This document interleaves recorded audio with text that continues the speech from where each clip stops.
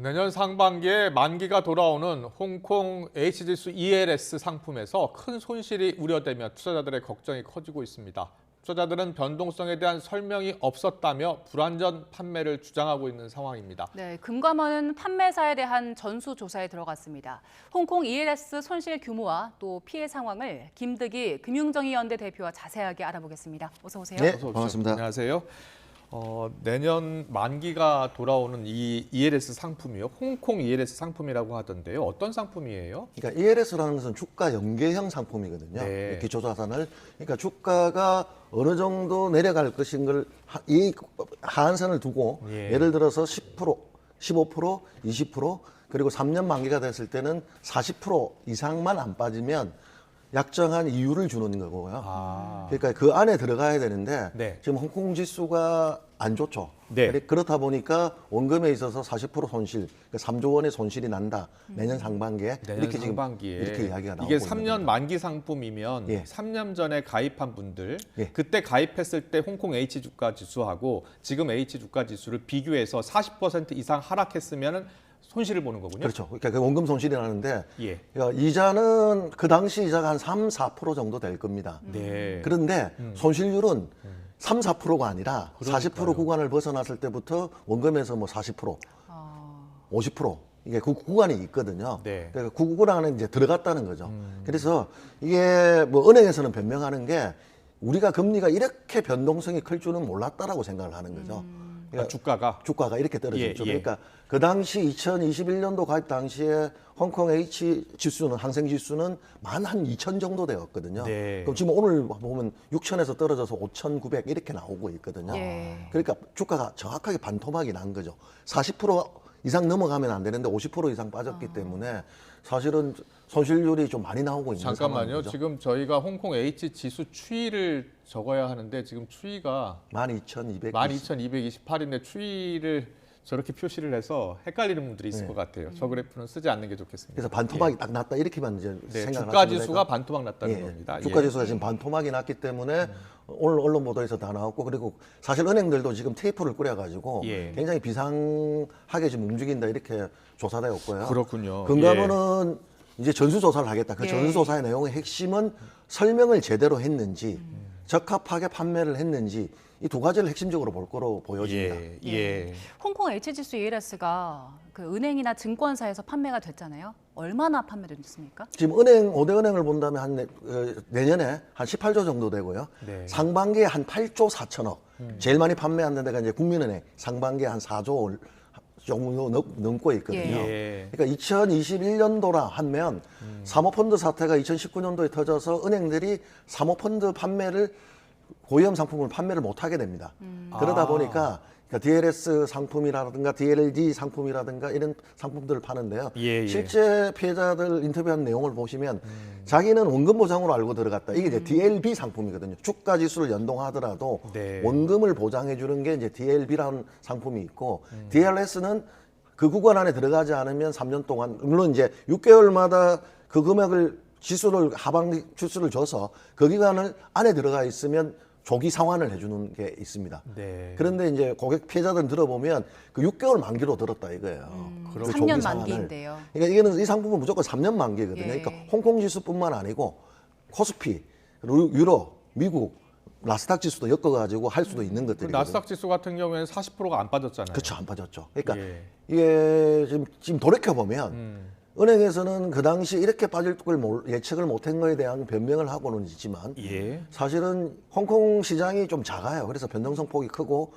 지대하게 이제 중국 영향을 받을 수밖에 없고 트럼프 대통령과 시절부터 미국 무역 경쟁은 유명했지 않습니까? 예. 근데 이렇게 주가 지수가 확 빠졌던 이유 중에 하나가 중국 부동산 문제 그리고 홍콩 지수의 그 주가에 연동돼 가지고 상장했던 중국 기업들이 예. 주가가 많이 빠졌거든요. 그렇군요. 이 세 예. 가지 이유에 의해서 12,000이 반토막 나서 지금 6,000에 있다 이렇게 보시면 됩니다. 그러면 지금 2020년 말에 가입한 분들, 그러니까 이미 만기가 돌아온 분들은 이미 손해가 확정됐겠네요. 확정되셨죠. 예. 그래서 이제 그런 분들이 이제 인터뷰하시고 금감원에 민원을 제기하시고. 자, 그분들 어떻게 보상을 받을 수 있을까요? 그분들은 고지를 받지 못했다는 거예요. 위험 상품이라는 걸. 지금 은행들은 고지를 했다 그러고요. 그게 이제 쟁점인데요. 네. 이제 금감원이 전수조사를 해봐야 되는데 은행들이야 뭐 지금 입장에서 고지를 안 했다고 하겠습니까? 그런데 은행이 고지를 했다는 게 뭐 AI도 했고 뭐 콜센터 해피콜도 했다 뭐 이런 내용도 녹취가 있다라고 하는데 그 녹취가 되려고 한다면 정확하게 위험성을 고지해 줘야 되거든요. 예. 그러니까 저는 은행원들이 좀 안일하게 판매하지 않았나 이렇게 생각해요. 네, 그러니까 네. 설마 40%가 빠질까? 아, 그리고 6개월 안에는 15%가 빠져야 되거든요. 네. 그 다음에 1년 안에는 20% 이상 빠져야 되기 때문에 안 빠진다고 생각하고 고객들한테 6개월 만기다, 1년 만기다 이렇게 해서 판매하지 않았나라고 예. 이제 예측이 되고 있고 예상을 하고 있고요. 네, 네. 이제 그러다 보니까 투자자 피해자들이 호송을 하는 것들을 못 받았다는 거죠. 이 위험성에 대해서. 그러니까 제가 ELB 상품 같은 경우는 만기가 보장되는 상품입니다. 네. 이 상품을 가입하신 분이 예. 나 똑같은 거 가입해달라고 했는데 그 상품은 만기가 찼어요. 그러니까 예. 인원이 찼기 때문에 다른 상품을 거는 게 이제 ELS를 거는 거거든요. 예. 근데 그 ELS가 ELB를 가입했던 분들은 만기가 진짜 보장되는 상품이었기 때문에 동일하다고 하니까 그 상품인 줄 알고 가입을 한 거죠. 네. 다만 뭐 홍콩 항생지수가 연동된다, 원금이 손실할 수 있다.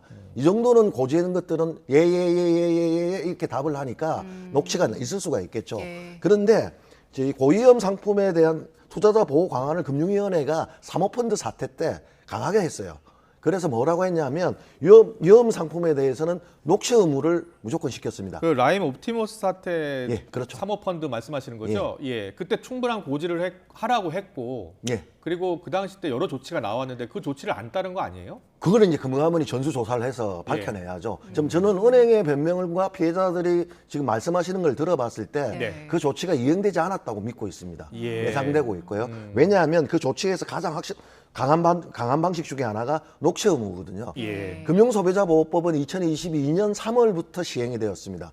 6대 의무를 지키게 되었고 그중에 설명을 하는 걸 녹취하게 돼 있거든요. 네. 그 법상 설명 의무가 다 전체 적용되는 건 아니었지만 사모펀드 사태로 인해서 녹취 의무를 고위험 상품뿐만 아니고 기타 펀드에 대해서도 녹취 의무를 부여를 했거든요. 그러니까 네. 녹취가 없을 수는 없다 이렇게 보고 있고요. 네, 이 녹취는 자격이 있는 사람을 판매했던 직원과의 녹취를 이야기하는 거지 AI라든가 콜센터라든가 이런 녹취는 저희들은 아니라고 보고 있고요. 네. 그 다음에 두 번째가 뭐냐면 단순 확인 방식이 아닌 투자자 판매 직원 모두 자필 또는 육성으로 진술하는 절차만 인정하겠다라고 금융위원회가 제도 개선을 했고요. 그 다음에 판매 금융회사의 투자가 하는 판매 과정에 보다 실효성 있게 설명이해 및 위험 숙지 방식을 보장하겠다. 그러니까 위험 숙지 방식에 대해서는 사모펀드 사태 이전보다 흘러가듯이 홀리듯이 상품을 팔지 말라는 거거든요. 사탕발림으로. 네. 근데 지금 와가지고는 은행의 변명을 들어보면 우리가 그때 전쟁이 날 줄 몰랐다.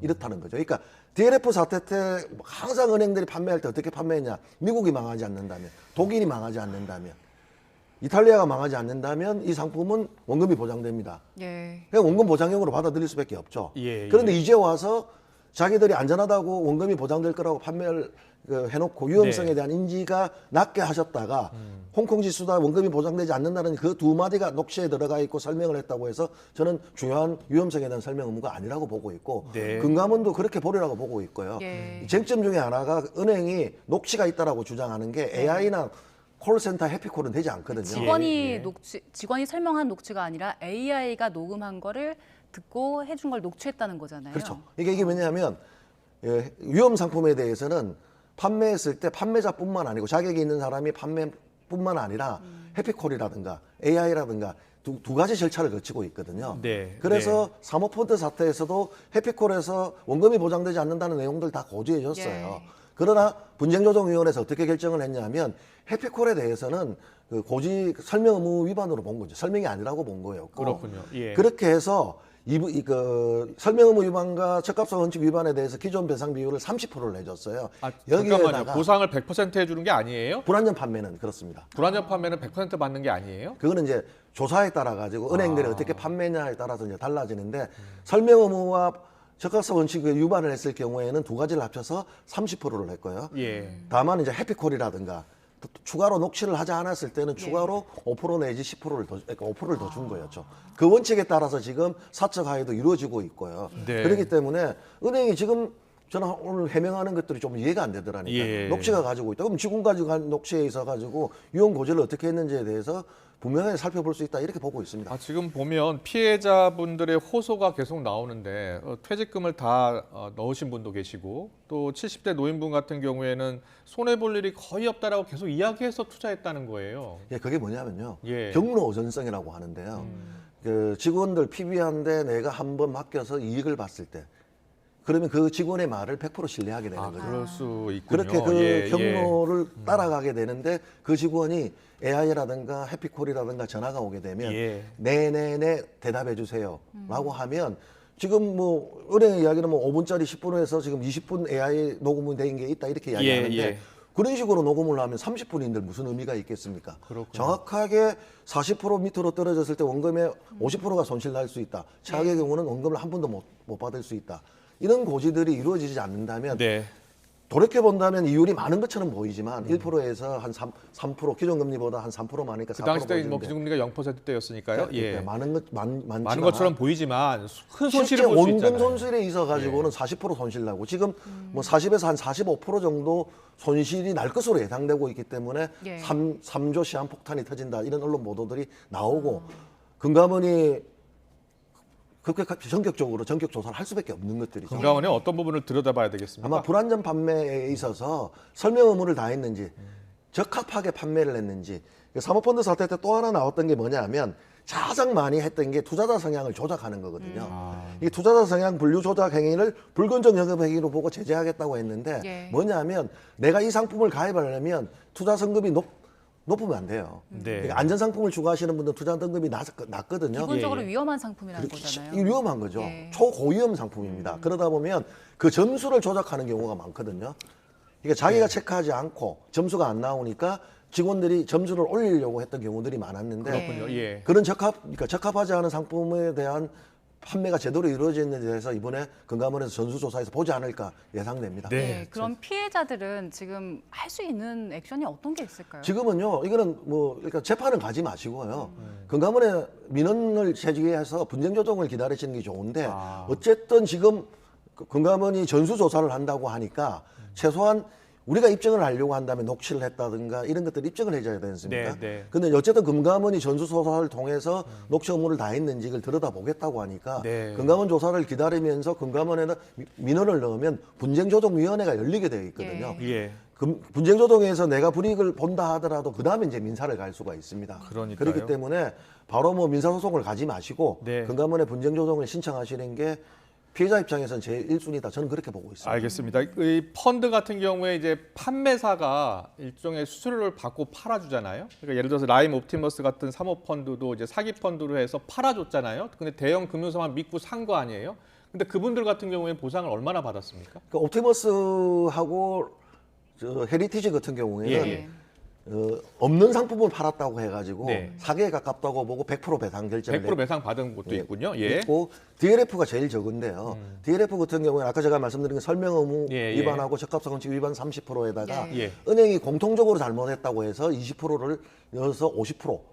그다음에 은행의 별로 좀 다른데 55%. 네. 이렇게 하고 그다음에 거기에서 해피콜을 잘했는지 아니면 금융취약계층에 대해서 보호를 다 했는지 예. 이런 거를 따져가지고 플러스 조건들 그리고 기타에서 해서 한 평균 70% 정도 DLF는 보상받았. 그렇군요. 65에서 70% 보상받았다 이렇게 예. 보시면 되겠습니다. 예. 지금 저희가 뭐 DLF 사태도 얘기했고 라임 옵티머스 사태도 얘기를 했는데 비슷한 사고들이 계속해서 반복되고 있는 거잖아요. 이 근본적으로 지금 문제가 해결되지 않고 있는 겁니까? 그래서 저희들 같은 경우에는 지금 사모펀드 사태에 있어서 초고위험 상품에 대해서는 은행에서 판매를 못하게 되었거든요. 당시 ELS가 쟁점이었어요. 네. 이 ELS를 최소한 은행에서는 빼자는 게 우리 주장들이었고 위험 상품이니까. 예, 예. 그런데 종합 개선 방안을 하면서 ELS는 은행에서 판매를 허용한 거죠. 예. 그러니까 저는 금융당국도 책임이 있다고 보죠. 왜냐하면 그러니까 그 당시 때 이 상품을 판매하지 않았어야 된다. 그러니까 이 초고위험 상품, 즉 원금이 많이 손실날 수 있는 상품은 최소한 은행에서는 판매하지 않았어야 된다.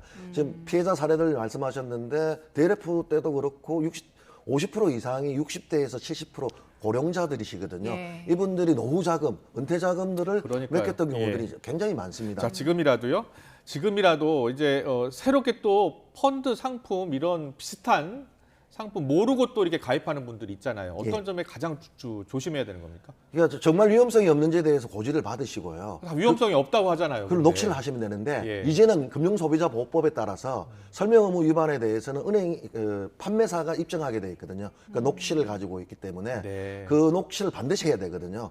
그러니까 그 녹취가 안 된다고 했을 때는 오히려 설명 의무 위반으로 인해서 금융소비자보호법에 따라서 구제받을 수가 있기 그렇군요. 때문에 예. 분명하게 꼬치꼬치 캐물으면서 원금이 보장되는 것에 대한 강조성들을 해야 된다라고 하고요. 저는 당부드리고 싶은 게 은행 직원들이 40% 이상 빠질 줄 몰랐다는 구차한 변명이거든요. 알고 예. 팔아야 되잖아요. 알고 팔아야 되는 거죠. 그러니까 네. 손실에 대해서 위험성에 대해서는 차를 가정하고 진실되게 고지해 줘야 된다. 이렇게 생각하고 있습니다. 네. 알겠습니다. 물론 투자자들 책임이기는 합니다만 그래도 판매사 책임 또 금융 감독의 책임도 분명히 있는 것 같습니다. 철저한 조사가 필요한 상황입니다. 김득희 금융정의연대 대표와 함께했습니다. 잘 들었습니다. 예, 고맙습니다. 감사합니다.